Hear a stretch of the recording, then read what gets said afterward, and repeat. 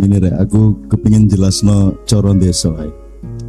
Jadi ada kelompok yang sudah mengeluarkan uang 7,8 triliun sekarang untuk membangun rumah 13.000 warga Luput. Itu saya kawal supaya mereka benar-benar dibayar, dan alhamdulillah memang dibayar 6 kali lipat harga tanahnya dan 5 kali lipat harga rumah.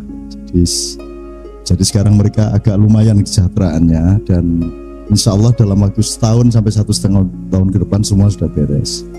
Tapi saya tidak terima hanya dibikinin rumah. Itu pun juga kan dibikinin rumah bukan karena kesalahan hukum, bukan karena vonis, tapi karena nurani saja, dan itu urusan saya sama yang bersangkutan, bukan urusan negara dan pemerintah dan hukum Indonesia.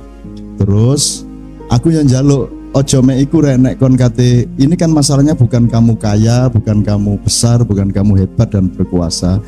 Yang kamu raih itu adalah kemuliaan atau karomah. Nek ngono disisano ae gawe yo community development di Sidoarjo, membuat sejumlah perusahaan-perusahaan yang bisa menampung tenaga kerja sebanyak-banyaknya. Nomor 2, memandu masyarakat dan memberi fasilitas di bidang pendidikan dan kemasyarakatan. Jadi misalnya subsidi untuk pelajar-pelajar dan mahasiswa diperbanyak dan seterusnya. Pokoknya ada Komdev lah. Nah, karena ada dalam tanda petik instruksi saya seperti itu, maka mereka juga kalau gitu tolong diamankan, Cak, supaya benar-benar kita laksanakan. Akhirnya mereka minta Huda. Kalau gitu, kalau Huda bisa ikut memimpin di Sidoarjo, maka community development yang kita kembangkan di sana bisa lebih beres. Tapi aku keberatan Huda dijaluk melok merentah. Itu negosiasinya sampai 2 tahun. Baru Huda akhirnya saya lepas.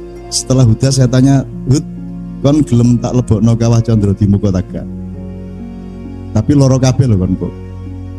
Nek itu perintahnya Cak Nun, ya saya jalankan, insya Allah itu untuk mencari ilmu dan untuk mematangkan hidup saya. Akhirnya saya loloskan Huda, oke melo karo ngecek situ. Tadi kan saya sudah ngomong ada ilmu yakin, hakul yakin, dan ainul yakin. Nek sepengetahuan saya, rakyat Indonesia itu ono 3 macam dalam hubungannya dengan memilih pemimpin. Nomor 1, rakyat yang memilih pemimpin berdasarkan kemampuan dan niat baiknya untuk menyejahterakan rakyat. 1, berarti anjane pinter bangun wonge, tur niat bangun. 1, dipilihlah oleh masyarakat orang yang memang kapasitasnya seperti itu. Nomor 2, gak sampai pinter iku rek, tapi apik kelakuane, kata yo gak korupsi ku wong iku, terus dipilih. Ke nomor 2, jadi ada jenis rakyat kedua yang memilih pemimpin berdasarkan moralnya.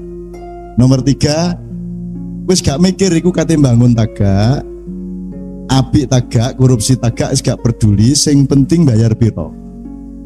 Gitu kan? Nah, setahu saya di seluruh Indonesia itu mayoritas itu nomor 3. Kan gitu. Nah, terus aku kondo Hud jajal, aku iki percaya loh Hud, nek kasus lumpur ini terusannya 500 tahun yang lalu di Canggu.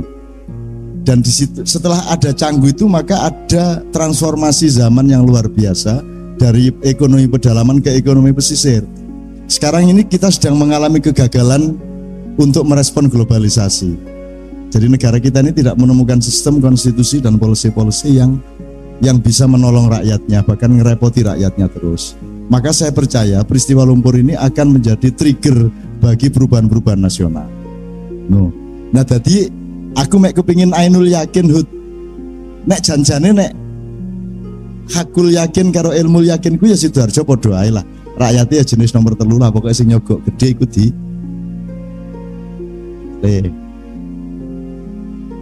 Tapi kan aku gak oleh ngarani iki sapa roh iki gak lho. Jajal ya Hud ya, mlebu rono, tapi dengan syarat engko nek kon dikae dhuwit dikongkon bagi kon aja gelem. Kan gitu.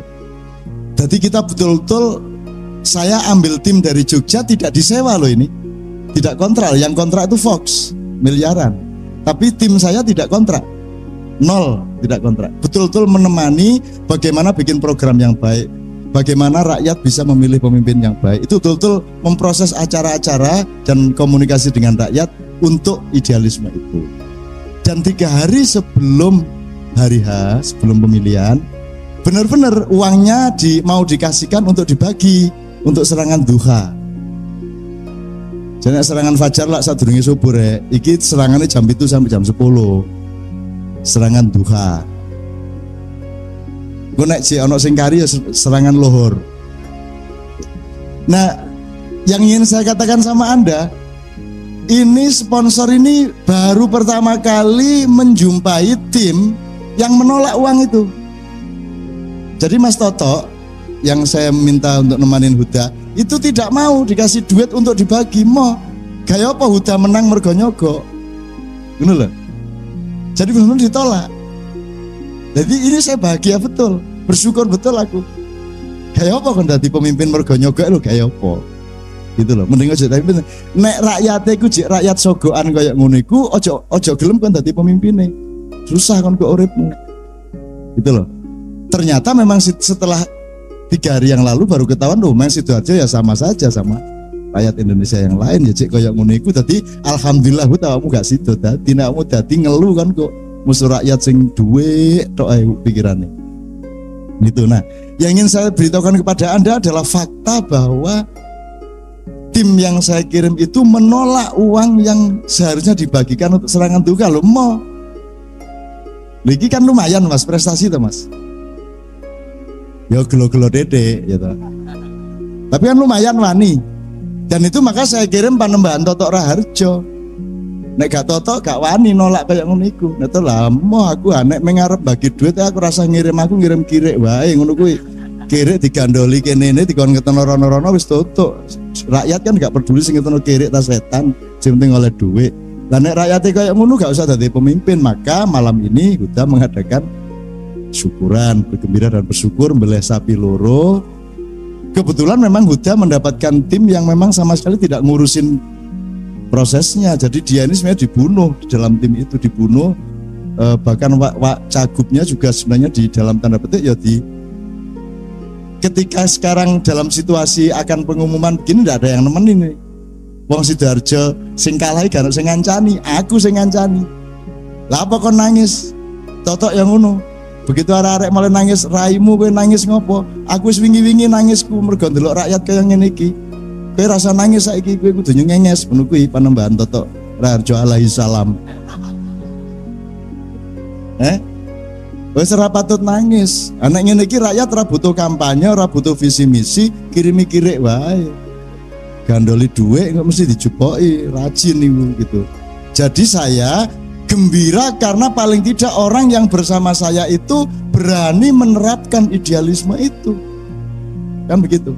Dan saya juga tidak pernah sebenarnya mencita-citakan Huda jadi bupatian, enggak. Cuman karena ada rencana yang baik untuk community development di Sidoarjo memang harus diamankan. Akhirnya dengan berat hati saya loloskan. Tapi kemudian saya melihat bahwa pengurusannya tidak begitu oke. Dan alhamdulillah di saat terakhir mereka berhasil untuk menolak nyogok. Nah, lumayan toh. Itu loh teman sekalian. Sampean gelo kata kok gak gelem nrimo. Kudune laku iso melok sogok, melok oleh sogok anak ngono sih. Itu nah, alhamdulillah Huda lulus dan abot Hud. Tapi nek kon kepingin dadi pemimpin temenan ya mending gak ya apa wong rakyate gak kena dipimpin kok. Rakyate duduk rakyat kok. Di Indonesia itu belum ada rakyat. Ngerti tak bedanya rakyat karo masyarakat? Ngerti ya San ya? Wis tak jelasno ya didik ae wis ya. Epistemologi aja, kalau rakyat itu dari kata ro'iyah, yaitu orang yang berkumpul di dalam perjanjian sebuah negara di mana rakyat memiliki kedaulatan atau memiliki ro'iyah, maka dia disebut rakyat. Kalau masyarakat dari kata syarika, yusyariku, serikat. Orang yang berserikat untuk kepentingan-kepentingan tertentu yang tentatif sifatnya, maka dia disebut masyarakat. Kalau umat itu orang yang seperibuan nilai. Jadi satu sumber keilmuannya, satu sumber ideologi dan teologinya, maka dia disebut umat. Ada umat Islam, ada umat Hindu, ada umat Kristen, karena ibu nilainya sama. Nek masyarakat tidak harus sama, bisa macam-macam. Yang penting mereka berserikat untuk hal-hal yang tentatif. Itu masyarakat. Itu masyarakat dan umat. Nek kaum itu orang kayak Bang Wetan ini kaum, yaitu orang yang bersepakat untuk melakukan kebangkitan. Dari kata qiyam, berdiri, kum berdirilah, bangkitlah. Nek qiyam itu berdiri, qaum itu berdiri dalam arti yang lebih rohaniah.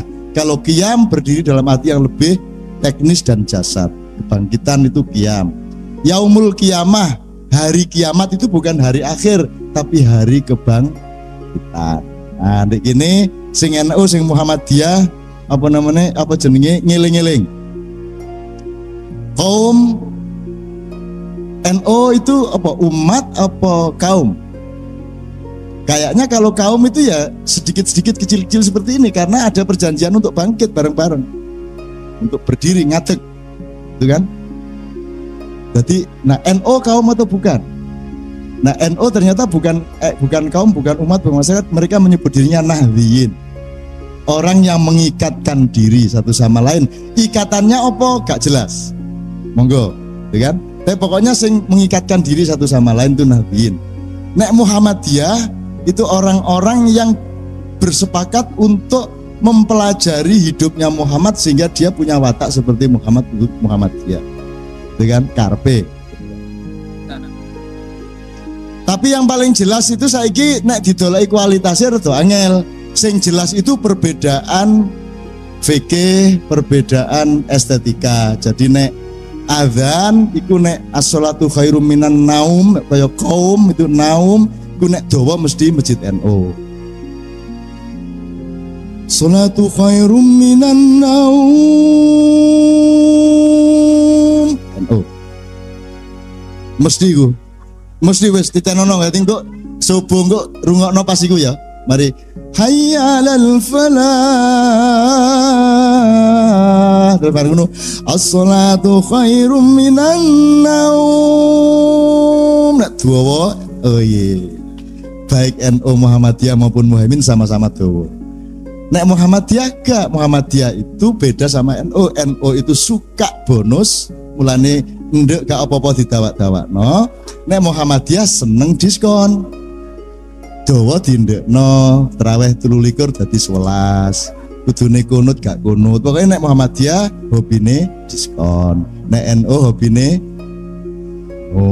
mulai nek adzane Muhammadiyah as-sholatu khairum minan naum. Ngono.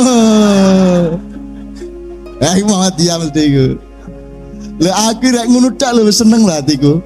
Wes gak duwe dhuwit gak masalah ngger tarungono wae iku NU Muhammadiyah. NU Muhammadiyah masjid bertaburan di ndi iku mesti iki NU Muhammadiyah. NU Muhammadiyah kan dijumlah akeh NU ne karo masjid Muhammadiyah. Ya hari ngono tok ya nyenengno iku. Ngono tok wis seneng di Indonesia lho. Bah dijajah londo bandak sing penting ana hiburan ngono-ngono iku. Gitu ya teman sekalian ya. Masya Allah, alhamdulillah. Aku tidak percaya kalau orang-orang ikhlas yang duduk sampai larut malam seperti ini tidak diberkahi Allah. Saya tidak mengatakan mudah-mudahan isi hatimu didengarkan oleh Allah, karena pasti didengarkan oleh Allah. Karena Allah maha mendengar, maha melihat. Jadi tidak perlu mudah-mudahan. Dan kalau pulang dari sini atau melakukan pekerjaan apapun ini untuk fatwa dedek ya, untuk mursyid dedek-dedek. Pokoknya ukurannya rek, kon mulang, kon nyambut gawe, kon becak, kon lapo ae, kon ngeramut anak, kon lapo ae ya. Ukurannya itu bukan sukses atau tidak. Ukurannya bukan hebat atau tidak. Ukurannya bukan pinter atau bodoh. Ukurannya bukan kuoso tagak kuoso. Ukurannya nek iso, nek kepengin lancar temen uripmu, ukuran itu siji. Iki diridhoi tagak. Ini kita mendapat ridho Allah atau tidak? Loh ya apa caranya ridho? Loh. Tuhan nyuruh Anda baik enggak? Anak awakmu mesti apa? Mesti diridhoi masuk gak? Kalau ridho tidak ada regulasi karena gak ada keyakinan untuk melakukan perbuatan baik. Begitu kamu sholat khusyuk bener, gak ono barang kotor di jero hatimu, berarti ridho. Ya tak gak? Mosok kan wis nolong wong di dalan, mari tabrak becak, tak motor, terus kok gitu kon, ya Allah, mudah-mudahan kau menerima. Ya mesti diterima, mesti diterima. Terus gini, ya siapa tahu masih ada riak di dalam hati saya, masih ada takabur.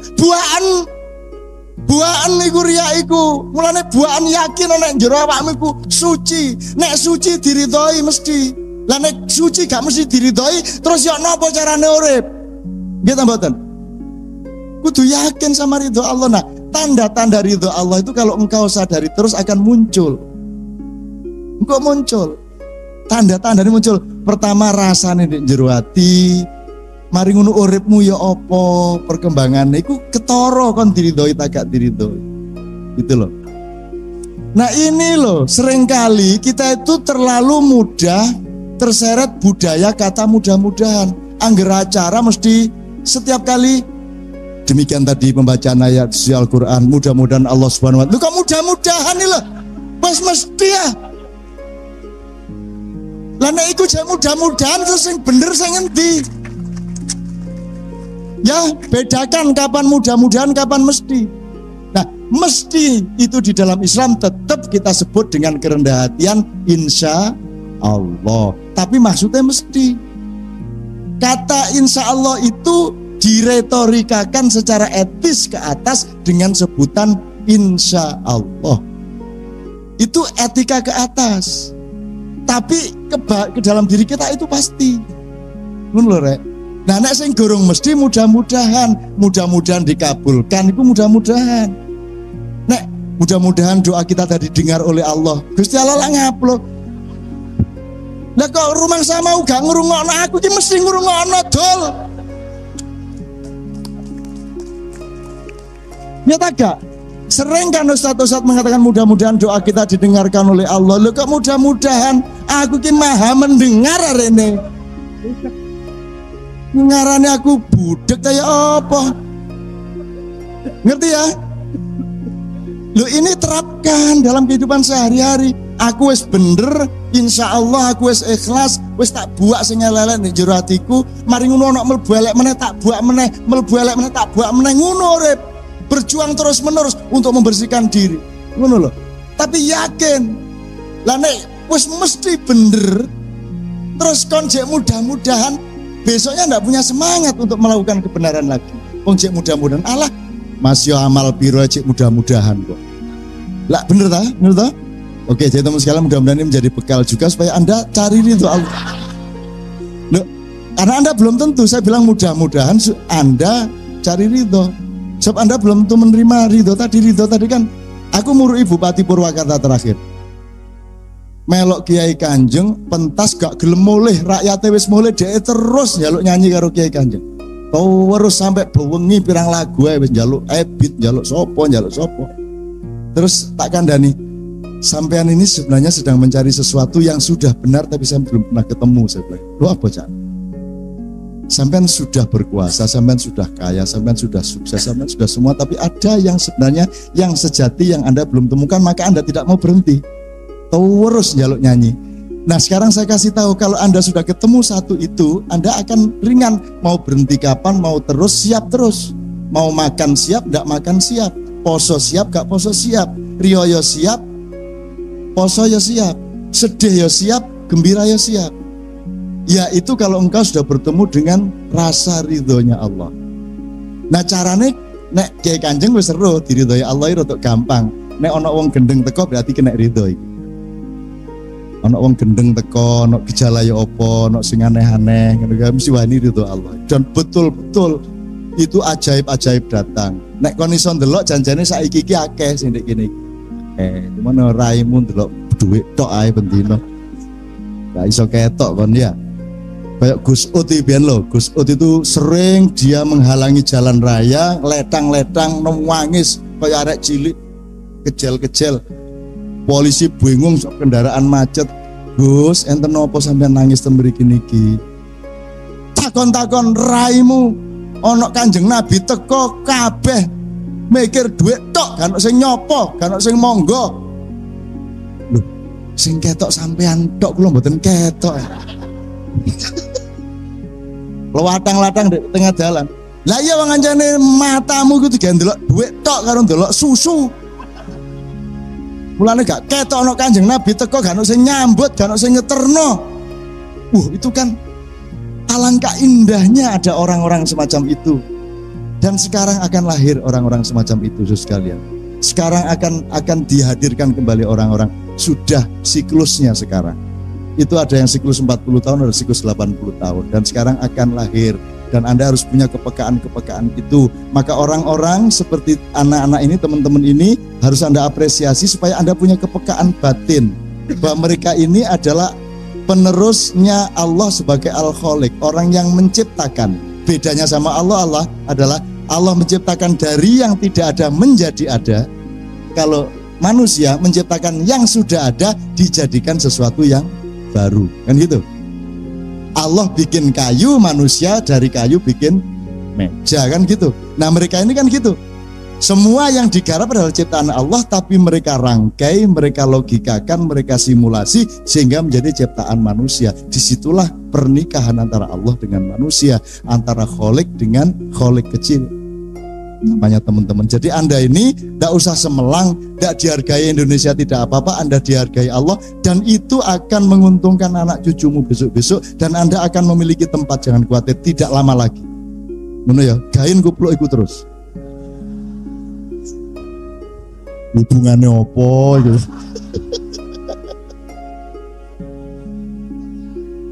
Ngono ya Rek ya. Jadi saya kembalikan ke Huda tadi.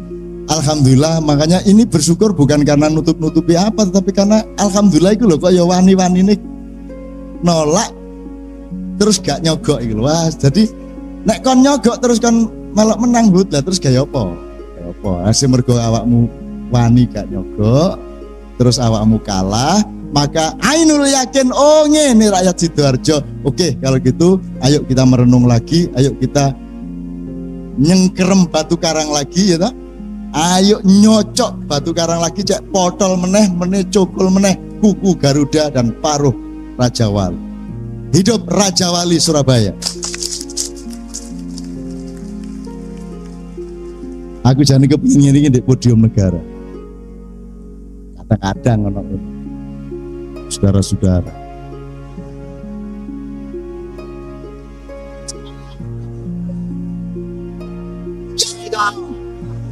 Kaget. Oh, nek wong isone gagah tok gak apik, gagah kudu iso konyol, kudu iso lucu, kudu iso khusuk, kudu iso kurang ajar, kudu iso mereman, kudu iso kiai, kudu iso kabeh. Itu namanya pemimpin yang lengkap, pemimpin yang sejati, dan itu akan lahir di Indonesia, dan hanya orang Indonesia yang memiliki multi talent seperti itu. Makanya Bang Wetan, Allahumma sholli wa sallim ala sayyidina Muhammad. Allahu nurus samawati wal ardi yunawwirukum. Allah mencahayai ubun-ubunmu semua. Allah mencahayai genteng-genteng rumahmu. Allah mencahayai seluruh aura Surabaya, Jawa Timur, dan seluruh Indonesia. Kita akan memimpin dunia, kita akan mencahayai dunia. Perkara gak terkabul wis biasa.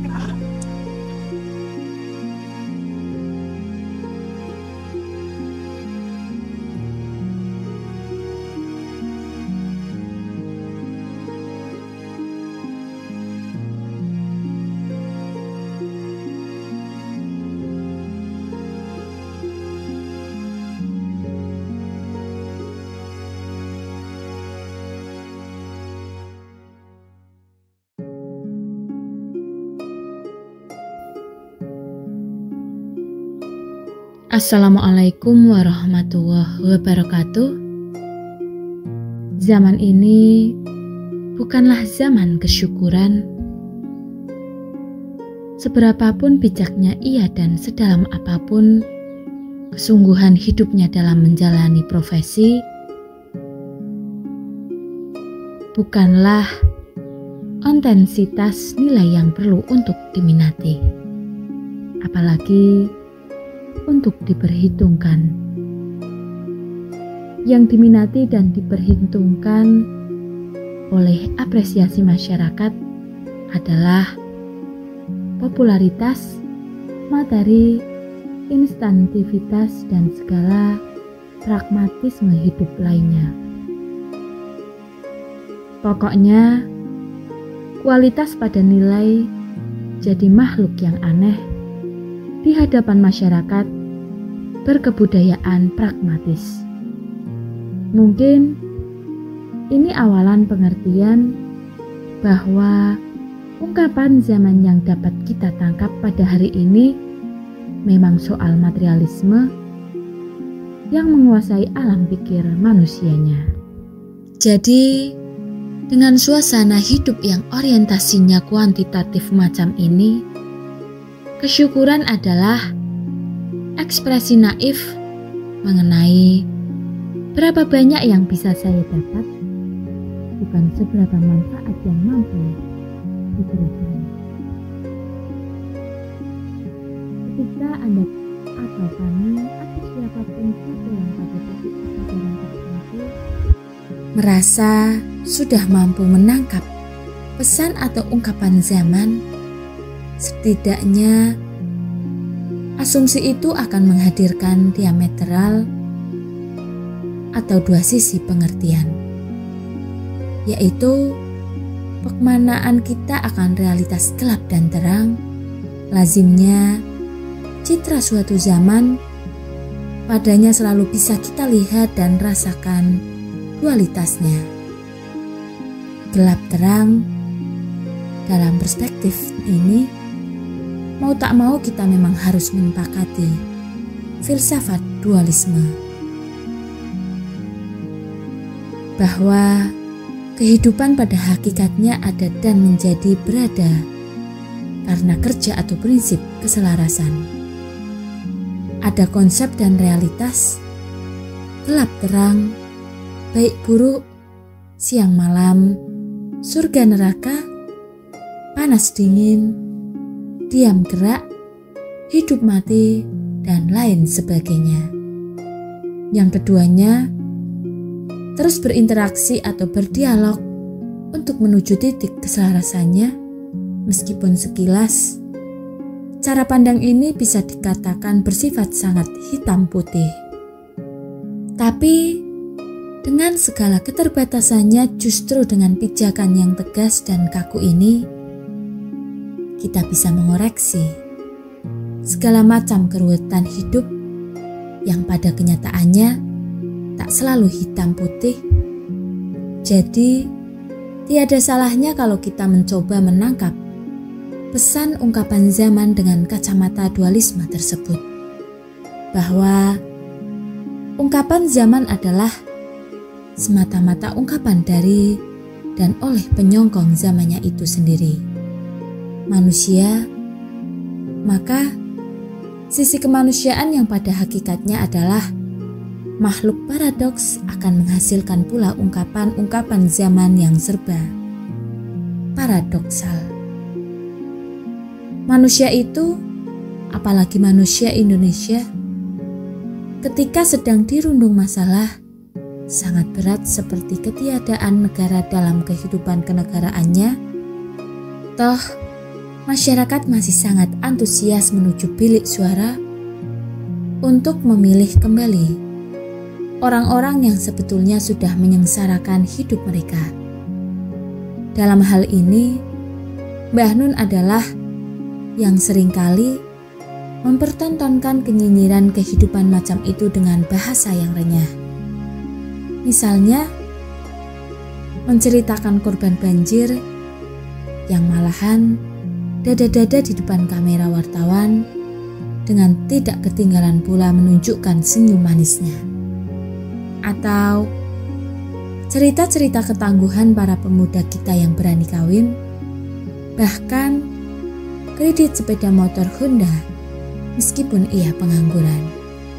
Mendengarnya, kita pun senyum-senyum, bahkan terbahak-bahak mendengar kelucuan yang sebenarnya tidak lucu. Paradoks lagi bukan? Kita malahan pada sosok Mbah Nun sendiri yang telah berbuat nyata untuk menambal bolong-bolongnya tubuh keindonesiaan kita semenjak berusia muda sampai sekarang. Ia masih saja menemani sisi-sisi kesepian rakyat dengan segala kehangatan Forum Ma'iyah. Sebagai pencerahan, bahkan ada yang bilang Mbah Nun itu sesat. Demikian gambaran sederhana atas paradoksal manusia. Yang paradoksal kita juga, kita kok Lebih kompleks lagi, kita bisa menatap wajah paradoksal manusia kalau misalnya melihat bagaimana sejarah pertikaian antar agama, bahkan antar pemeluk agama. Mulai dari perang salib yang diawali rebutan penguasaan atas wilayah politik sampai kerusuhan di Ambon. Juga yang lebih dekat adalah intimidasi kepada penganut Ahmadiyah dan Syiah. Manusia bisa dengan gampangnya membenarkan tindakan membunuh manusia lain atas dasar beda keyakinan. Ada yang main bom sana bom sini sebagai anggapan jihad fisabilillah. Ada yang merampok uang bank untuk biaya jihad. Ada juga yang sesumbar. Karena si anu itu sesat, maka darahnya halal. Soal kekejaman dan kegelapan hidup manusia ini, kalau kita hubungkan dengan garis panjang sejarah pun seperti ada pola yang konsisten, yakni pengulangan abadi mengenai pertikaian dan perdamaian, kejahatan dan kebaikan, cinta dan benci, dan lain sebagainya. Lalu, kita pun bisa bilang kalau satu ungkapan zaman yang harus kita terima adalah bahwa zaman itu merupakan sekeping mata uang yang dualitas kontradiktifnya tak mungkin terhindarkan. Tapi kenyataan kehidupan ini memang selalu berada dalam oposisi biner. Mau apa lagi? Kembali pada persoalan kehidupan beragama yang kerap kontradiktif. Ketika lembaga agama tidak pernah bisa kita percayai sepenuhnya, maka pengalaman privat kita masing-masing adalah jalan paling mungkin untuk memaknai keyakinan kita padanya secara personal. Bukankah Muhammad Putra Abdullah juga tidak pernah melembagakan ajarannya? Bukankah Islam itu berawal dari pengalaman yang sangat personal? Dan bukankah Nabi itu memulai membangun moral lingkungannya dari pengalaman privatnya atas Tuhan? Cara pandang semacam ini memang rentan mengarah pada egoisme keagamaan atau bahkan cara beragama yang sosial. Para sufi yang terlalu asyik dengan Tuhannya dari sisi ini juga bisa disebut asosial, bukan? Dari titik ini, kelihatan bahwa hidup tidaklah hitam putih semata.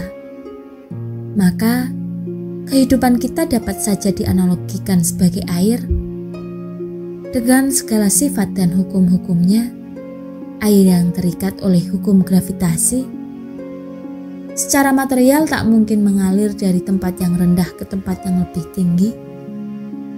Kehidupan yang termaknai dalam konsep waktu juga terikat pada hukum jalannya sejarah yang tak bisa dihentikan sedikit pun, apalagi dimundurkan.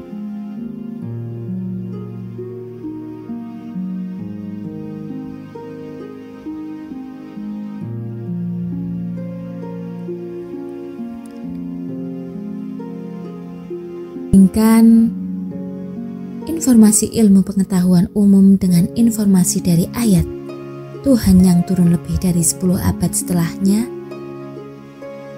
Wa ja'alna min almai kulla syai'in hayyin, Al-Anbiya ayat 30, yang menyiratkan bahwa Allah menjadikan segala sesuatu yang ada ini dari air, bahwa alamiahnya air itu hanya berubah dari sifat satu ke sifat yang lainnya. Manusia pun begitu. Ia tak bisa menjadi baik selalu atau jahat melulu. Perubahan kualitas manusia yang bisa diberikan suatu sifat padanya, baik, jahat, marah, sabar, kuat, lemah, dan sebagainya, akan selalu bergantung pada hal lain di luar dirinya. Entah apapun penyebabnya, bisa saja faktor eksternal dan internal, Makanya manusia itu analog dengan air dan tentu cair sifatnya. Oleh karenanya, zaman memang selalu bersifat cair. Fleksibilitas atau kelenturan zaman seperti yang pernah disampaikan Mbah Nun. Secara moral, manusia di zaman ini lebih buruk kualitasnya ketimbang manusia zaman sebelumnya. Nabi Musa hanya perlu 10 hukum Tuhan saja untuk pedoman kehidupan sosial masyarakatnya. Umat Muhammad dengan segala kondisi zamannya harus diberikan 6 ribuan ayat-ayat Allah dalam 114 surah Al-Quran. Coba bandingkan lagi dengan kehidupan zaman modern ini yang manusianya tidak mempercayai dirinya, sehingga harus menciptakan ribuan pasal untuk mengatur hidupnya. Semacam maniak pasal-pasal perundangan. Jadi, meskipun secara kebudayaan manusia itu terus mengalami kemajuan dan perkembangan, namun secara moral kualitasnya jelas bersifat degradatif alias menurun. Dari hal itu, zaman yang diisi oleh catatan paradoksal memang bersifat cair, tak hitam putih dan tidak mudah untuk membingkainya dalam konsep yang pasti. Dan posisi ilmu pengetahuan hanyalah sebatas menangkap pola zaman yang cair itu. Islam adalah capaian kedewasaan beragama yang melampaui pemaknaan manusia atas Tuhan pencemburu dan Tuhan pemaaf. Dalam Islam, Tuhan tidak sesempit pemaknaan semacam itu. Allah adalah Tuhan yang tak pernah selesai dimaknai. Kata Muhammad, "Aku, yaitu Tuhan, sesuai dengan persangkaan hamba-hambaku." Air zaman telah menunjukkan gerakannya mengalir dari kualitas kemanusiaan yang lebih tinggi menuju kualitas yang lebih rendah. Namun secara esensial, peningkatan pola keberagamaan yang berakhir pada ajaran Islam adalah kualitas nilai yang semakin memadat, semakin sempurna. Padatan yang paling material adalah teks-teks wahyu dalam bentuk Al-Quran, dan secara dogmatis, keyakinan seorang muslim terhadap nilai Al-Quran itu bersifat padat, tegas dan pasti. Keimanan pada Al-Quran tidak bisa diganggu-gugat oleh apapun, dan ayat-ayat Allah dalam teks simbolis bahasa Arab dalam Al-Quran sebagai padatan tentulah mengundang keharusan penganutnya untuk memecah dan menempa padatan nilai-nilainya menjadi peradaban. Persoalannya kini adalah, kita mau ikut melarut dalam aliran air zaman yang makin menderas, atau kita berusaha mencari alat apapun yang tersedia di sekitar kita untuk memecah padatan nilai tadi? Menurut saya, mereka berusaha memecah dan menempa padatan nilai itu dengan musik bambu runcing di tangannya itu. Wassalamualaikum warahmatullahi wabarakatuh.